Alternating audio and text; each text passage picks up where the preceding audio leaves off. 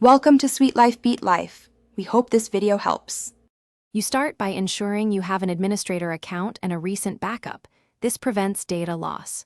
Open Task Manager with Ctrl+Shift+S and keep it visible.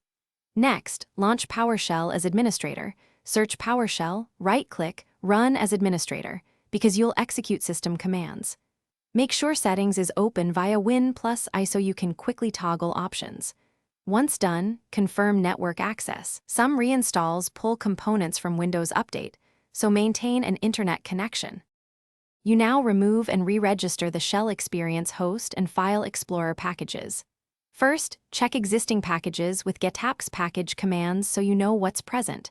Then run remove apps package for Microsoft, Windows, Shell Experience host and Microsoft, Windows, File Explorer. This unregisters the current, possibly corrupted instances.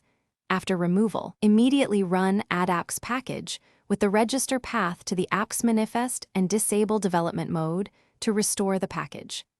Finish by restarting Explorer. In Task Manager and Windows Explorer, then use File Run New Task Explorer.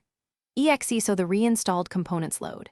If Explorer still misbehaves, run System Repair Tools, sfc/scano to fix corrupted files, then dism/online/cleanupimage/restore health to repair the image, run both as admin. Finally, reboot and verify functionality.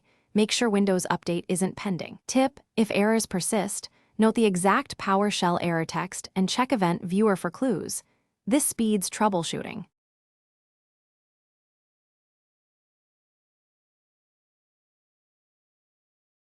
Thanks for watching.